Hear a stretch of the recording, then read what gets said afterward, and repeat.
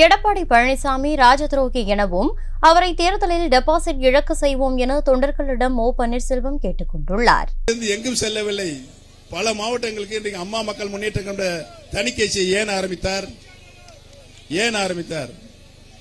பதவியை பெற்று தந்த சின்னம்மா அவர்களுக்கு செஞ்ச துரோகம், டிடி சாருக்கு செஞ்ச துரோகத்தின் காரணமாக அந்த துரோகியை நாட்டை விட்டு இல்ல, அரசியல் விட்டு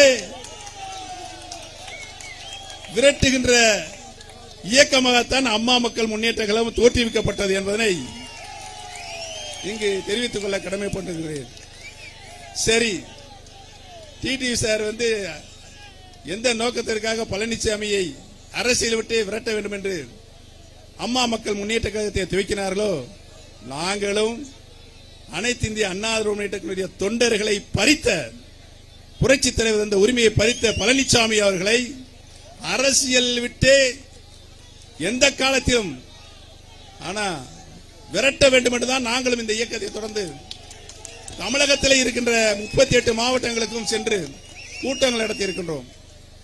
அத்தனை கூட்டங்களும் பழனிசாமிக்கு கடுமையான எதிர்ப்பு. தொண்டர்கள் மட்டுமல்ல, பொதுமக்களும் கடுமையான எதிர்ப்பு.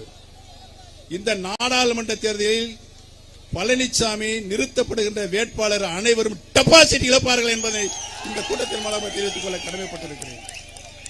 அந்த அளவுக்கு மக்கள் வெறுப்பு கொண்டிருக்கிறார்கள்.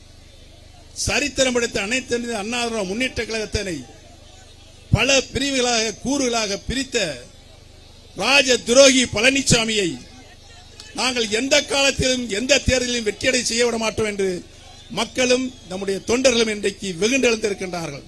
செய்திகளை உள்ளது உள்ளபடி தெரிந்து கொள்ள ரெஃப்ளெக்ட் நியூஸை சப்ஸ்கிரைப் பண்ணுங்க.